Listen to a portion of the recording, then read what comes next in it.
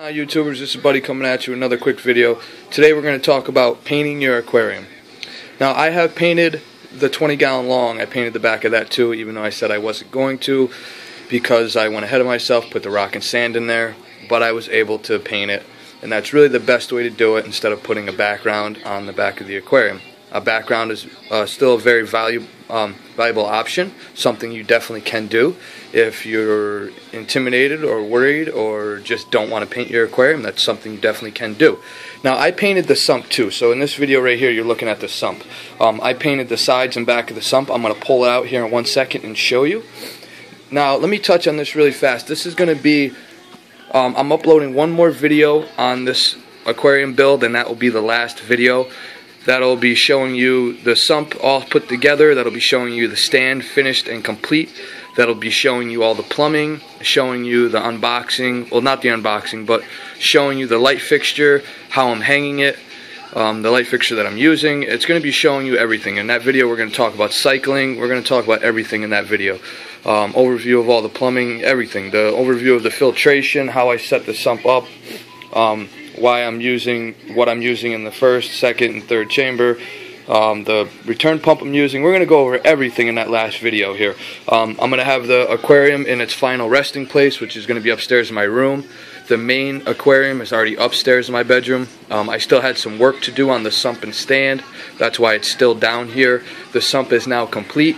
The stand, as far as construction, is complete. There's just some painting and putting the top on the stand and putting some final trim and molding on it. So as far as everything goes, this aquarium and this sump and stand is going to be going upstairs. So let's touch on painting the aquarium, or painting your aquarium or sump. Let me pull the sump out here. I'm going to set it on my table. Alright, so this is the sump. Now I painted the sides and the back of this sump. I did that for one reason. This is going to be a showpiece. The sump, you're going to be able to see it. You know, it's essentially going to be just as important to me as the main display tank. And what I mean by important is it's going to be a showpiece, just like the main display tank. I want to showcase the sump, showcase the filtration. I'm going to showcase the plumbing. Everything's, you know, the lighting that I'm going to put on this isn't going to be just a regular light bulb like I would normally use. My filtration down here, get a quick shot of that. I normally just use, you can't even see it, can you? Yeah, there you go. I normally just use a regular heat lamp with a regular energy saver light bulb in there, soft white, and that grows my macroalgae really good. Now, in this aquarium, I'm not trying to grow macroalgae. I carbon dose in here. I'm going to touch on this really fast before we get back to the video. I've gotten some comments asking about the no-pox. Now, guys, I always start lower and work my way up. I don't start with the recommended dose. I actually start with about 1/4 of the recommended dose when I'm carbon dosing, and I work my way up. I feel like that's a much better option than starting out with the recommended dose, because you'll find out in most cases your aquarium does not require the recommended dose to get your nitrates under control. Now, in this aquarium, I have a 65-gallon mixed reef with a 30-gallon sump underneath. Total water volume minus rock and sand is 70 gallons of water. I started out with 3 milliliters a day. I started dosing 3 milliliters a day in my main aquarium. I am down to 1 milliliter a day. That has my nitrates rocks out at 2.5 parts per million. I'm going to bump it up to 2 milliliters a day. I will do that slowly though. I will do 1.5 milliliters and then go up to 2 milliliters over the course of 2 weeks. I take things slow. I do it very slow. I think that is the most important thing, is taking your time doing things slow. So 2 milliliters a day, I'm hoping gets my nitrates down to 1 part per million, and that's where I want it. That's where I'm going to stay. I'm not focused on growth in my corals. I'm focused on coloration and health. I have 70 frags in that aquarium. So I have a lot of corals. I'm not focused on rapid growth, coloration, and health. Alright guys, so enough about that. I just wanted to touch on that really quick. I painted the sides and the back of the sump, mainly because sumps get dirty. They don't look very nice. They get dirty. They grow algae. That's the idea of them. We grow algae on there and let everything just kind of grow and be as it may in the sump, and hopefully that helps to outcompete the algae in the main display tank. So I want this to be a showpiece. I want to showcase the filtration. So by painting the back and sides of the sump, I can allow the algae to grow on the back and sides of the glass Nobody will see it because it's all black. I will keep the front of this sump spotless. I will actually clean it like it's the main display tank. I will clean this glass, which I normally would never ever do. I just let it go and let it be as it may. I clean a window here and there so I can make sure I can see my protein skimmer and things like that, but besides that I just let it go. But in this case I want this window to stay nice and clean and beautiful. So as you can see, I painted the glass. I have a couple spots I have to touch up because I accidentally touched the glass after I cleaned the glass. That's very important. Make sure you clean your glass thoroughly before you paint it because you'll end up with these spots.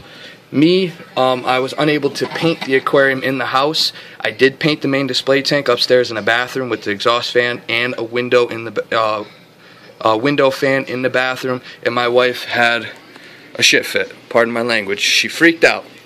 The bathroom stunk like spray paint, and she freaked out. Long story short, I had to go buy her a ring and matching earrings to suck up. You know, so I kissed a little butt to get myself out of trouble. She was mad, really mad. So that wasn't going to happen again.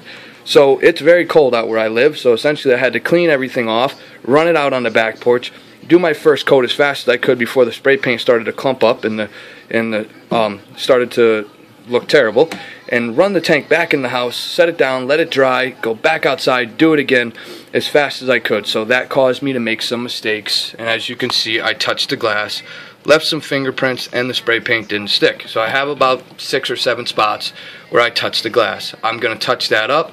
I've already cleaned the glass once in those areas. I'm going to clean them again and touch those spots up.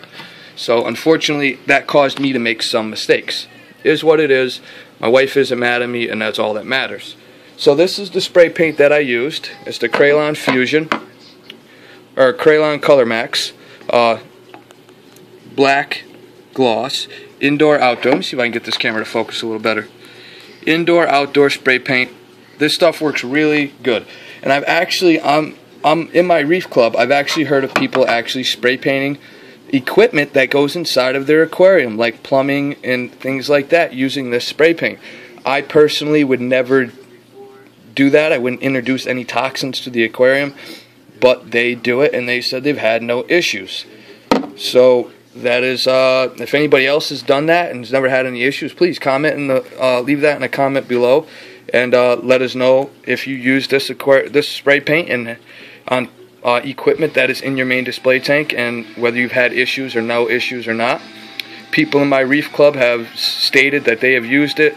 They sent me some pictures of the plumbing. They did a DIY overflow, spray painted it black, and it's inside their aquarium. It's been there for a few years, and they said, hey, never had any issues. And I'm like, wow, really?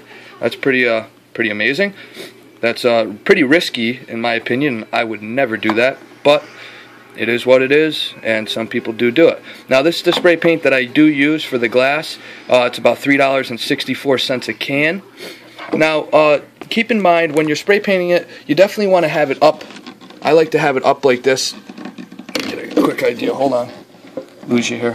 I like to have it up like this. So when I'm spray painting, I'm essentially spray painting down. Now, when I do it like that, I'm less likely to get runs. Now, you don't see the runs from the inside of the aquarium, but you do see them on the back. And when you're using spray paint, we're essentially spray painting glass, so it doesn't stick. The first coat or two doesn't stick that good, and you can get some runs in it. Now, by no means am I an expert with a spray paint can. I'm not sitting here saying I'm a painter, so maybe that's just something I'm doing wrong. Maybe I'm putting it on a little too wet. I do stay about 6 to 10 inches away.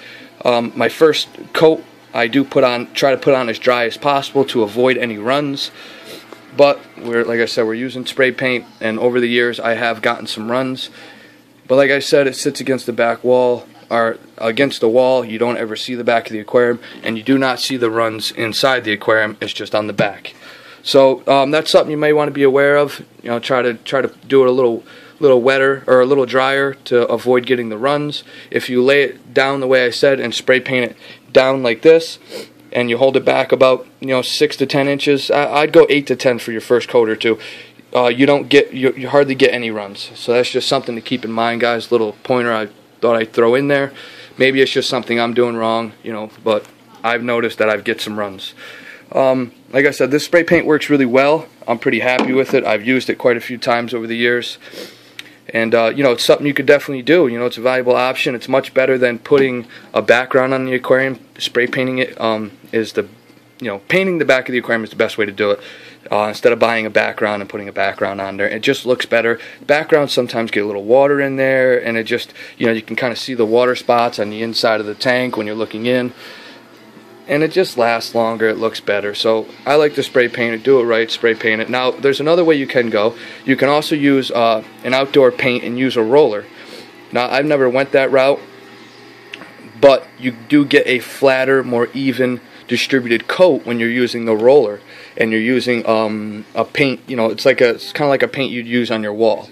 You know, you pour it in your bucket and you use your roller and you spread it on there. You get a better, more even, flat coat, and you don't have to worry about runs. So that's something you may want to do if you don't want to use the spray paint and you're like, oh, what if I get a run or two? That's not something I want. I want it to look good even if it is the back of the tank. So that's a valuable option and something you may want to consider. I'm just putting it out there that you may get some runs using a spray paint, unless you're just a better spray painter than me, which you probably are because I'm terrible at it. But it still comes out really sharp, and like I said, you do not see them on the inside. It's just on the back. On the inside, it looks nice, clean, glossy, and gorgeous. So I spray painted all three sides of the sump. I'm going to keep the window really clean so that can be a showpiece and look beautiful. The algae that grows on the back and sides you will not see. The main display tank, I spray painted just the back of it. That is upstairs in my bedroom, where the rest of this is getting ready to go today. Just figured I would do this quick video before I brought it all up there. So let's touch on the sump or the stand real quick. As you can see, I started painting the stand.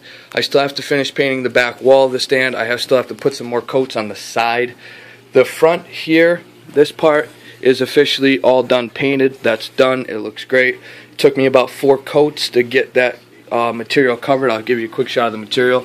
This is the material, and it's real flat and smooth, and also kind of almost seems like it has like a laminated kind of coating on it. I'm sure it doesn't, but it just feels that way. So the first coat just kind of comes on there real streaky. Let me see if I can get a quick shot of that and show you. This is the first coat right here. See, as you can almost see like the paintbrush marks in it. You know, it's nice and flat and smooth, and that's the most important thing. Get a nice, even, flat, smooth coat for your first coat, and then you know, continue the flat, even, smooth paint. You don't want clumps of paint anywhere. And just continue to go over it. It takes about 4 coats for me to cover this particular material. And then it comes out looking gorgeous, beautiful black. And let me get a better shot, a better angle here. See, it comes out looking real slick and smooth and beautiful, and that's exactly what I wanted. I finished putting all my supports in. On this side right here, since I had the power bar here, I wanted to be able to sneak cables, or sneak this cable out through the back. So I put my one support here, put my support there, and did the same thing in the back, put a support there. Normally I would put one here and right on the inside here. That's normally what I would do. But it all worked out great. Alright guys, this is Buddy coming at you with another quick video. And on the last video, that'll be the last and final video, this one that's coming up, and we will have everything complete. And I'll give you a quick overview and talk about everything that I've done and how to duplicate that. Alright guys, this is Buddy signing out. Happy reefing.